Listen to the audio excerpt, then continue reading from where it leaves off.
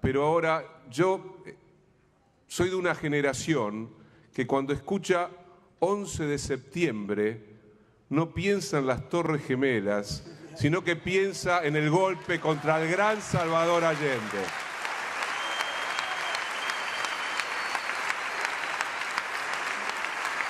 Homenaje a Allende, homenaje a Violeta Parra y, ¿por qué no, por eso, escuchar a Camila Vallejo? Sí, sí. Vaya. ¿Lo que quiere?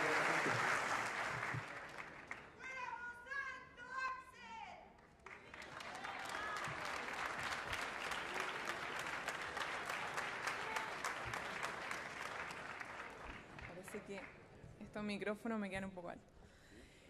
Es increíble lo diametralmente distinto que el discurso de los medios de comunicación hegemónicos de nuestro país con lo que expresa el pueblo de Argentina. 95% en manos de grandes grupos económicos. Allá se ve a Argentina como populismo y parece que confunden populismo con el empoderamiento del pueblo, porque lo que hay aquí de alguna manera es un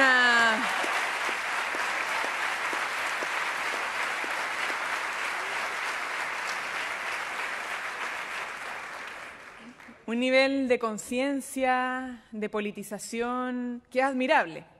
Y que es admirable desde el punto de vista de una chilena que vive en un país todavía muy hegemonizado por el sentido común neoliberal, por el individualismo, por la apatía, por la despolitización a pesar de todo lo que ha sucedido. Todavía tenemos resabio de aquello. Pero bueno, yo voy a entrar en esos elementos durante mi presentación. Primero quisiera agradecer por la invitación al Ministerio de Cultura, obviamente, la Presidencia, a todos los panelistas. Tuve la oportunidad también de estar con Emir Sader, con Noam Chomsky, a quienes admiro mucho. Y me ha fascinado poder escuchar las distintas intervenciones, que además yo llegué ayer en la noche bastante tarde y me voy hoy día, así que no he podido estar presencialmente acá, pero lo he visto al menos por YouTube muchas de sus ponencias. Gracias a Ricardo Foster también por moderar este panel. Y quisiera referirme un poco a propósito que además hablaron del Chicho, de Salvador Allende, que a pesar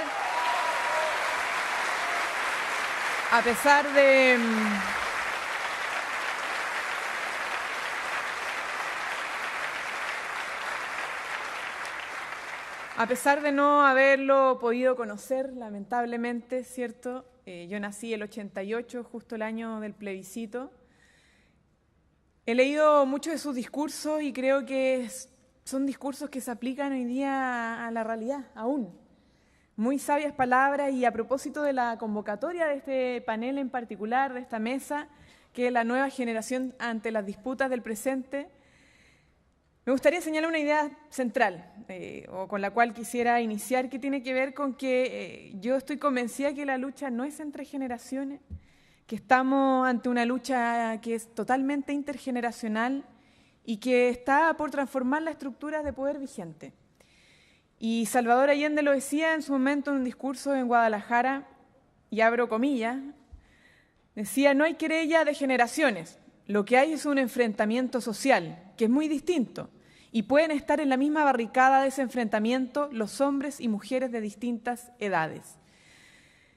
Y esto tiene mucho que ver con lo que pasó de alguna manera en el 2011, porque el 2011 se dio a conocer a través de los medios de comunicación al mundo de que fue un movimiento casi espontáneo, de una nueva generación, de jóvenes estudiantes, y la verdad, y que se centró además en la demanda de la educación pública gratuita y de calidad.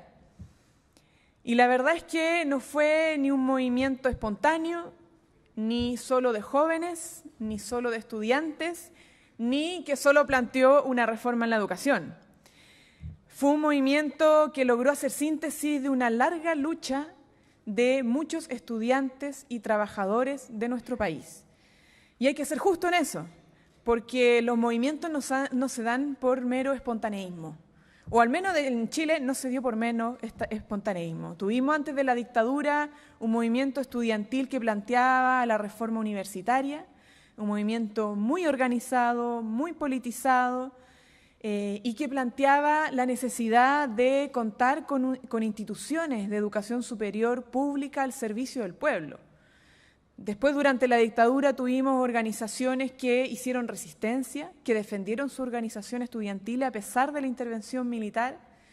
Después, durante los gobiernos de la transición, tuvimos un movimiento estudiantil resistiendo las medidas que agudizaban la privatización ya impuesta durante la dictadura militar, tanto en el ámbito escolar como en el ámbito de la educación superior. Y junto con esos estudiantes también hubo académicos, también hubo trabajadores de la educación, profesores y también asistentes de la educación, que desde antes del 2011 venían planteando la necesidad de recuperar y fortalecer la educación pública fuertemente deteriorada y destruida, desfinanciada, desde la dictadura en adelante, y plantearon la necesidad también de desmercantilizar todo el sistema privado, incluso el público, que se vio hegemonizado por las lógicas del mercado en nuestro país. Es decir, tuvimos en las calles, y esto es algo que incluso logramos presenciar a través de los medios de comunicación en su momento, que no les quedó otra además que ponerse en algún momento del lado de una manifestación que sin lugar a duda era masiva y era transversal, cuando veíamos no solamente estudiantes secundarios, universitarios, sino que también académicos, profesores, trabajadores, asistentes de la educación e incluso rectores de universidades marchando junto a nosotros. Pero no solo eso, tuvimos también sindicatos de trabajadores de otros rubros apoyando la demanda de la reforma a la educación. Porque de alguna manera se entendió que esta reivindicación por, de alguna vez por todas, entender la educación no como una mercancía, no como un bien de consumo, sino que como un derecho social, humano y habilitante, era una tarea de todos, porque nos afectó al conjunto de la sociedad, a los estudiantes y a los trabajadores, que eran sus padres. Trabajadores que se vieron, de alguna manera, totalmente mermados en sus posibilidades adquisitivas, producto del alto nivel de endeudamiento que todavía está vigente en nuestro país. Que esta tercera plusvalía que se hace que al trabajador ya no solamente se le disminuye cierto producto de los ingresos que percibe a costa de la generación de utilidades de la empresa donde trabajan, sino que además le compromete su trabajo futuro a través del endeudamiento 20, 30 años plazo. Eso se planteó, eso se logró plantear en el movimiento social por la educación en 2011, y eso de alguna manera nos permitió señalar de que la reforma o la demanda por una reforma estructural en la educación tenía que ver también con la necesidad del pueblo de Chile de generar un proceso de emancipación mayor y de entender que esa disputa tenía relación con otras disputas. ¿Por qué? Y aquí yo quiero hacer referencia a un organismo que no tiene ninguna tendencia socialista, para nada, en lo absoluto, la OCDE, organismo del cual Chile se hizo parte hace pocos años. La misma OCDE señalaba el modelo educacional como un modelo sobreideologizado. Abro comillas, la educación chilena está influenciada por una ideología que da una importancia indebida a los mecanismos de mercado y competencia para mejorar la enseñanza y el aprendizaje. OCDE 2004. Y también agregaba, el chileno es un sistema escolar conscientemente estructurado por clases sociales. Conscientemente estructurado por clase social, importancia indebida a los mecanismos de mercado y la competencia para la enseñanza y el aprendizaje. O sea, no es que nosotros fuéramos los iluminados, que se nos haya ocurrido, ¿cierto?, que hayamos inventado, que había una crisis en el sistema educacional, lo decían organismos como la OCDE respecto al modelo chileno. O sea, es una vergüenza lo que tenemos en Chile todavía en materia educacional. Y esto toca relación con la maduración política y orgánica que logró también tener el movimiento social por la educación. Porque de alguna manera logramos decir, como la educación, los modelos educacionales pueden más bien ser utilizados como elementos de transformación de una sociedad, de su modelo económico, de su sistema político, o también ponerse al servicio de ellos y reproducir esas condiciones. Justamente el modelo implementado a la fuerza en Chile se puso a disposición de profundizar y de reproducir ese modelo económico y político impuesto durante la dictadura. Y son al menos 3 elementos los que dan clara señal de aquello. Ante un país totalmente desigual, la educación tenía que reproducir y profundizar esa desigualdad a través de la segregación socioeducativa. Es decir, un sistema al cual tú accedes en base a tu capacidad de pago, porque está casi absolutamente privatizado, lo público es bastante reducido, en educación superior lo público se paga, segregaba aún más la población y ya no era determinante simplemente la segregación residencial, sino que la segregación socioeducativa agudizaba esa segregación residencial ya presente en nuestras ciudades, en nuestras poblaciones. Y por otro lado, además de esta reproducción de desigualdad, de esta reproducción de castas sociales, en la educación superior tenemos instituciones que reproducen mano de obra barata, otras un poco más cualificada, otras para la élite gobernante y otras para la élite de los poderes económicos que principalmente estudian los hijos de los grandes empresarios para mantener su empresa, ¿cierto? Y mantener el negocio, familia, generación tras generación. Y eso nos llevó de alguna manera a señalar la necesidad de que no bastaba simplemente con decir la educación tiene que ser un derecho gratuito y de calidad como consigna, sino que tenemos que repensar el sentido de nuestra educación desde la lógica de un proyecto de emancipación. Una educación que te dé las herramientas para poder transformar tu realidad y no simplemente salir al mercado laboral, además de endeudado, ¿cierto?, buscando trabajo simplemente para conseguir plata para pagar esas deudas, muchas veces trabajando en lo que no, en áreas donde no estudiaste, sino que poder tener las herramientas para generar pensamiento crítico, para decir, tenemos valores y esta sociedad en la que vivimos no nos parece y por lo tanto somos responsables como técnicos, como profesionales, de cambiar nuestra realidad a beneficio ya no solo personal, sino que a beneficio de un colectivo. Y eso...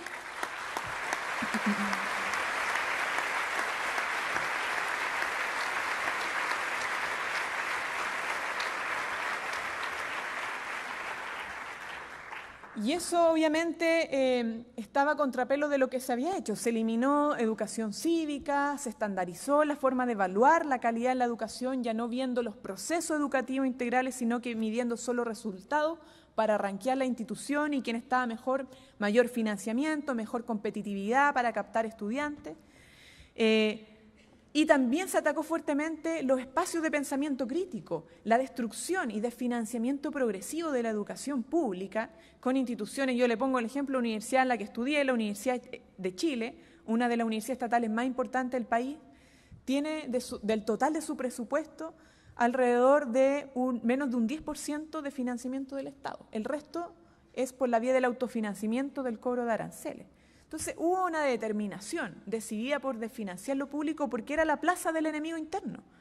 Con esta doctrina del enemigo interno que se impuso durante lectores porque se veía en la universidad espacio de organización, de conciencia, ¿cierto?, de disputa, de voluntad transformadora, y eso se atacó radicalmente, no solamente en las universidades, sino que también en la escuela, a los profesores se les atacó fuertemente, a todo el sindicato de profesores y también en otros sindicatos, en las organizaciones culturales, porque había que instaurar el miedo, la desarticulación de nuestra sociedad.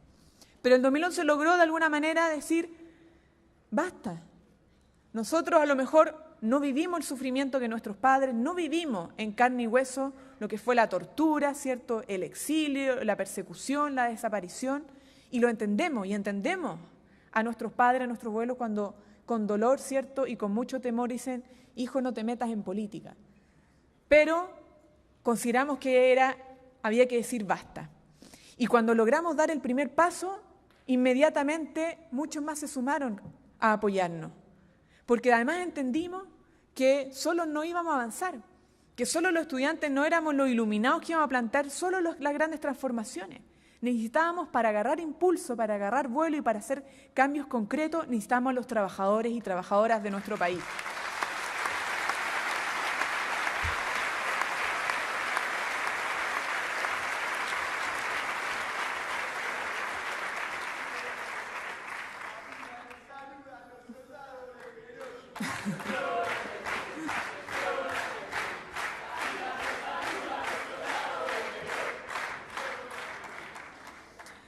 Y cuando logramos sumar a nuestros padres, nuestros mismos abuelos que marcharon con nosotros, obviamente los medios de comunicación cambiaron su estrategia. Ya no éramos los jóvenes que estábamos por demandas nobles, como lo dijo incluso el presidente Piñera fuera del país, porque adentro nos reprimía. empezaron los ataques contra el magisterio, contra los profesores. Decían que los profesores se venían a aprovechar de las demandas de los estudiantes, se venían a colgar de las demandas de los estudiantes, y empezó el ataque más fuerte en términos comunicacionales. Ahí nos empezaron también a tratar de inútiles subversivos, de que estamos planteando demandas demasiado utópicas, que la educación no podía ser gratuita porque alguien tenía que pagarla. Y nosotros dijimos, bueno, en realidad alguien tiene que pagarla, pero es a través de la recaudación de impuestos, y por lo tanto necesitamos una reforma tributaria para poder cobrarle a los más ricos lo que necesita la gran mayoría.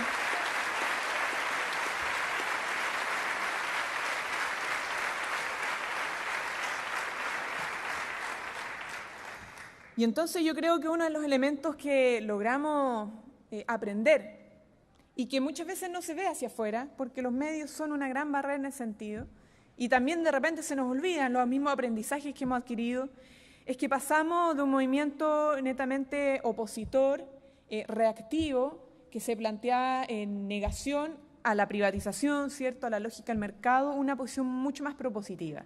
Entender que aquí teníamos que cambiar el paradigma de la educación, no solo con el fortalecimiento de la educación pública, sino que con el desmantelamiento de la hegemonía de mercado en el conjunto de nuestro sistema, y en el cuestionamiento al lucro como el corazón del modelo neoliberal, que se expresa en educación, pero también se expresa en salud, en las pensiones, la vivienda, en fin. El lucro hoy día es el eje articulador del modelo neoliberal en toda nuestra sociedad, y que está afectando a los estudiantes, a los egresados, a las familias, a los jubilados, a los trabajadores, en fin, está afectando a la sociedad en su conjunto. Y eso fue un salto cualitativo tremendo, el cuestionamiento a la hegemonía neoliberal desde el plano concreto de cómo opera, pero también desde el sentido común de la gente, que hasta hace unos años atrás solamente creía que la educación había que pagarla porque todo en la vida había que pagarlo. Y así es la realidad, y no la podemos cambiar. Y entonces eso de alguna manera produjo un clivaje, y yo creo que es importante, porque cuando hablamos esto de la lucha de generación, yo creo que es muy significativo lo que hicieron los estudiantes, las generaciones de los 60, de los 70, cuando se plantearon la posibilidad de pensar en horizonte emancipatorio, la posibilidad de cambiar los órdenes establecidos y no solamente tener luchas sectoriales y gremiales, sino que decir, oye, aquí tenemos problemas que son comunes. Lo decía el movimiento de Aysén contra, no sé si ustedes conocieron eso, contra la hidroeléctrica en la región de Aysén, en el sur de Chile. Un gran dirigente de los pescadores artesanales decía, tu problema es mi problema. Tu problema me afecta también a mí. Y entonces resulta que con eso el fin de la historia no se había acabado, sino que estábamos iniciando una nueva etapa, donde realmente podíamos pensar en proyectos colectivos y no solamente individualistas, ¿cierto? No solamente pensando en nuestro éxito personal, sino que pensando en el de al lado, porque todos los problemas que vivo yo también lo vive mi vecino, también lo vive mi compañero de asiento, también lo vive el compañero de trabajo, también lo vive, en fin, el vecino, todos vivimos estos problemas, y lo viven las mujeres, los hombres, la discriminación, la desigualdad profunda que existe en nuestro país. Y ahí se dio de alguna manera también un elemento que yo creo que es fundamental, el cuestionamiento al modelo de desarrollo, un modelo de desarrollo empobrecedor. Y ustedes sabrán que en Chile, durante mucho tiempo, y esto lo hicieron también los gobiernos de la Concertación, lamentablemente durante mucho tiempo, se vendió como un país ejemplar, como un modelo ejemplar. Los jaguares de Latinoamérica, habíamos superado ya Latinoamérica, da lo mismo, teníamos que pensar en Europa, porque de alguna manera nuestras cifras macroeconómicas, nuestro crecimiento económico nos hacía sentirnos orgullosos. Un alto PIB per cápita, ¿cierto? Todos los otros países eran inferiores, populistas, bananeros, se hablaba así. Y resulta que la realidad superó ese relato, superó esa imagen construida y fortalecida hacia afuera. Y por eso la gente también se sorprendió. En los países de tanto Latinoamérica como el mundo se sorprendió lo que estaba pasando en Chile. Pero era porque había un malestar acumulado. Porque ese malestar acumulado que se expresaba en muchas encuestas, obviamente no las que realizaba la derecha, la gente decía, oye, el crecimiento no está favoreciendo a la mayoría. el crecimiento no está mejorando la calidad de vida de las personas. Y hay datos concretos que yo quisiera simplemente mencionar. La Fundación Sol se dedica mucho a mostrar estos datos. Dice, el 5% más rico de la población genera ingresos autónomos 830 veces mayores que el 5% más pobre. Uno elimina el decil más rico y parece que el país es el más igual de todos, porque la riqueza está concentrada incluso en el 0,1% de la población, que son los multimillonarios. Entonces, el crecimiento, ¿ven? ¿A dónde va a parar? Ahí va a parar. A los grandes grupos económicos, en su mayoría transnacionales, que concentran el poder económico, pero también político. Y entonces, claro, ese crecimiento se vio al robo más bien, la plusvalía que se ha generado con el trabajo de los trabajadores y las trabajadoras de nuestro país, que no han mejorado su nivel de ingresos, porque siguen con ingresos bastante bajos que en muchos casos no superan la línea de la pobreza, pero que si midiéramos bien la línea de la pobreza nos daríamos cuenta que más del 60% de la población está en condiciones de no tener acceso real a servicios básicos, incluso para la alimentación, porque hoy en día se tienen que endeudar para poder comer. Y eso es la realidad que vivimos hoy día. Un sector que además se ha hecho rico con la educación, haciendo negocios en las universidades, en las escuelas particulares subvencionadas, con la salud a través de la ISAPRES, que todos estos fondos de protección social que se privatizaron durante la dictadura y que quedaron en manos de grandes grupos económicos que son dueños de AFP, que es donde también lucran con las cotizaciones de los trabajadores y que al final del periodo, ¿cierto?, cuando van a jubilar reciben menos de un tercio de las remuneraciones que percibían en periodo activo, con la salud, con la explotación de nuestros recursos naturales, dejando totalmente desvalidas las comunidades donde se emplazan proyectos hidroeléctricos, mineros, termoeléctricos, y dejando altísimos niveles de contaminación, produciendo y reproduciendo desigualdad e injusticia medioambiental. Es decir, esa es la realidad que vive nuestro país y por eso que de alguna otra manera dijimos, bueno, aquí hay que pensar en una cuestión mucho más transversal, mucho más común, articularnos. Ahora, ¿cómo planteamos una alternativa? ¿Cómo nos hacemos cargo de esta realidad? Porque no basta simplemente con salir a la calle, manifestarnos, hacer convocatorias creativas, llamar la atención de la gente, ¿cierto? Ser sumamente bonito. Si no hacemos nada por hacernos cargo de impulsar las transformaciones, vamos a hacer movimientos meramente testimoniales. Y yo...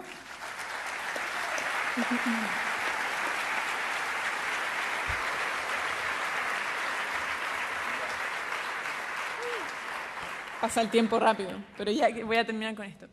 Yo he sido una convencida desde el 2011 hasta la fecha, y espero no cambiar de opinión, de que la mera conflictividad social sin disputa política no tiene sentido. Que necesitamos hacer que estos movimientos tengan una articulación, una unidad programática entre sindicatos, organizaciones sociales, militantes, no militantes, partidos políticos, que se planteen la disputa del poder, que tengan vocación de poder.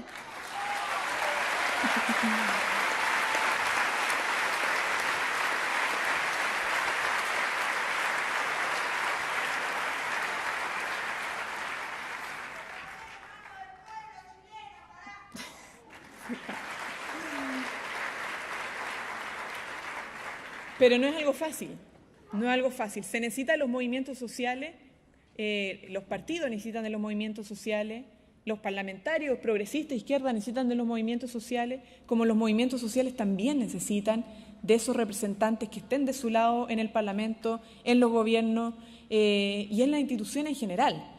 Y no es fácil, eso no está excepto de contradicciones. El Estado no es un espacio homogéneo, tiene tensiones internas, tiene contradicciones importantes, porque si bien, claro, en Chile resolvimos el problema del dictador se fue, etcétera, etcétera, pero no resolvimos el problema del modelo impuesto, y ese modelo impuesto fue pensado muy inteligentemente por Jaime Guzmán. Nos dejó una constitución política que no te permite, de alguna manera, tienes una serie de candados que hace muy difícil hacer transformaciones radicales. Y por lo tanto, si bien tenemos hoy día mayoría en el Parlamento, con el gobierno de la nueva mayoría encabezado por la presidenta Michelle Bachelet, todavía tenemos dentro de las instituciones y dentro del Parlamento partidos y agentes que operan a favor de las grandes corporaciones, y ustedes lo han visto incluso con el caso Penta recientemente, no sé si ya todos los conocen. ¿Caso Penta? ¿Sí? ¿No? ¿No? Bueno. El caso Penta es el claro ejemplo de cómo estos grandes grupos económicos, dueños de todo lo que se privatizó en materia de seguro social, se dedicaron a tener un partido de aliado en el Parlamento para proteger esos intereses y esos negocios, que tienen bancos, AFP, ISAPRE, etcétera.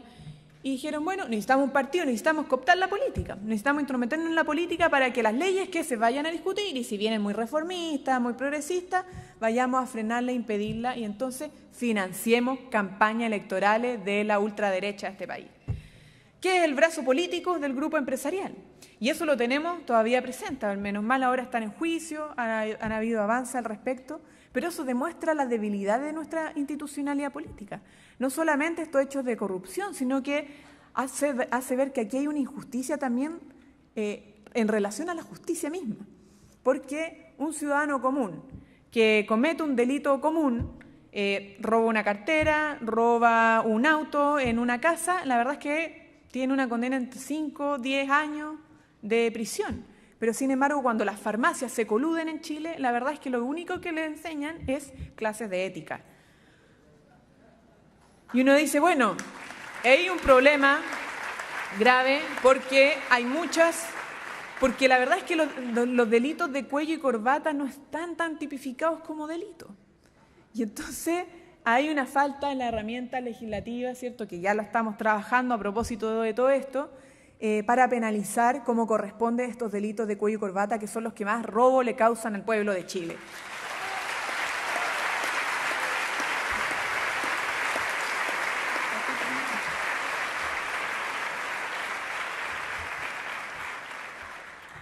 Y no es fácil, como les decía, porque incluso cuando tengamos una agenda corta, que ya se está trabajando por regular esta relación entre el dinero, los partidos, entre el negocio y la política, que es brutal todavía en nuestro país, son resabios también que están presentes incluso en algunos partidos aliados, el desafío mayor y la madre de todas las batallas, por decirlo de alguna forma, es el cambio de la Constitución política de Chile.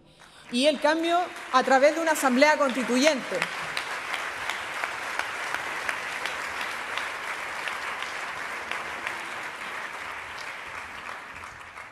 ¿Y por qué una asamblea constituyente? Algunos han dicho que hablar de una asamblea constituyente es fumar opio. Y gente que se dice izquierda.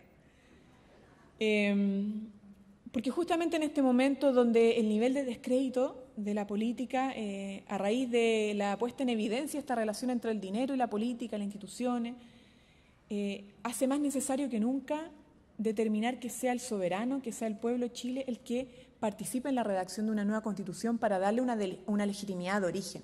Porque si no vamos a caer en el mismo vicio originario de la dictadura, redactar una constitución en una comisión bicameral cuando el Parlamento en general, no por simplemente los partidos, los parlamentarios, sino que como institucionalidad heredada de la dictadura redacta una constitución, la verdad es que es entrar en la misma lógica.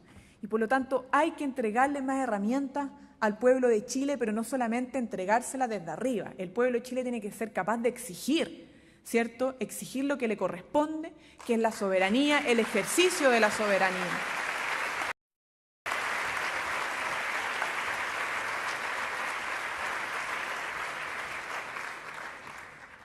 Y hay que tener ojo, y con esto cierro porque pasa también mucho en Chile porque hay un porcentaje todavía de despolitización muy grande, es que cuando está una parte de la población muy despolitizada, cuando no confía en nada, cuando ya no participa en las elecciones democráticas, se abre espacio para una politización que es muy peligrosa y que cae en lo meramente estético, ¿cierto? Todos los políticos son iguales, de izquierda a derecha, aquí está todo corrompido, no vale nada, la institución, el Parlamento, todo hay que votarlo, hay que desecharlo, y por lo tanto, ¿qué es lo más fácil ante ese cuestionamiento transversal y sin distinción? Es quedémonos en la casa, no, porque si nos metemos en política vamos a corrompernos como todo lo demás, porque la institucionalidad te corrompe per se. Y eso es complejo, y ahí yo quisiera referirme a la Gladys Marín, una gran compañera del Partido Comunista, una gran luchadora social, cuando le hablaba a la juventud y que decía hay un descrédito general en la política. Esto lo decía en 2001 en una escuela de cuadro a la Juventud Comunista de Chile. se instala la idea de que todos los políticos son iguales, sobre todo por parte de la derecha, que es lo más conveniente. Tenemos que mostrar la diferenciación en la política, mostrar lo que significa ser político revolucionario en todas sus palabras, establecer la diferencia con los partidos que mantienen el sistema, que tienen las clases hoy dominantes. Tenemos que mostrar que somos partidos al servicio del pueblo, al servicio de los intereses del pueblo. Y eso no depende solamente de los discursos, sino que del accionar cotidiano, del trabajo permanente, con convicción y en unidad.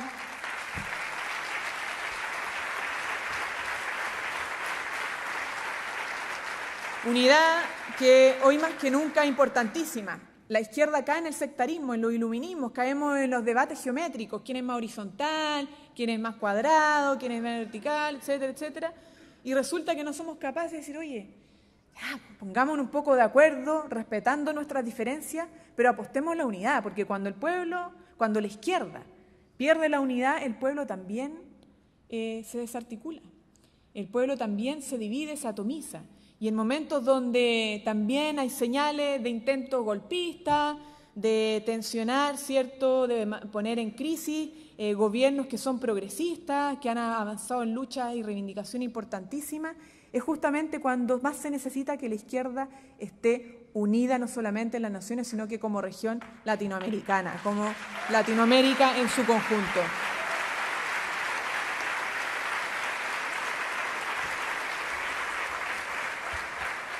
Y por último, en un homenaje también a la compañera Mireya Baltra, quien sigue siendo militante del Partido Comunista, pero fue ministra de Trabajo durante el gobierno de Salvador Allende.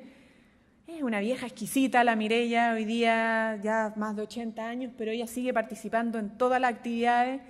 Y como aquí veo personas no tan jóvenes, o como decía Salvador Allende, hay viejos jóvenes y jóvenes viejos, quisiera saludarlos también y reforzar que esto es una lucha intergeneracional, que los jóvenes tenemos mucho que aprender de nuestra historia y hacernos...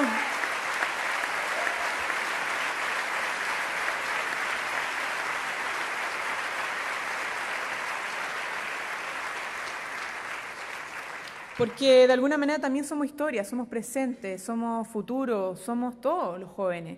Y tenemos que mirar hacia atrás, tenemos que mirar la experiencia de nuestros adultos con juventud acumulada y eso nos posibilita pensar mejor en lo que viene.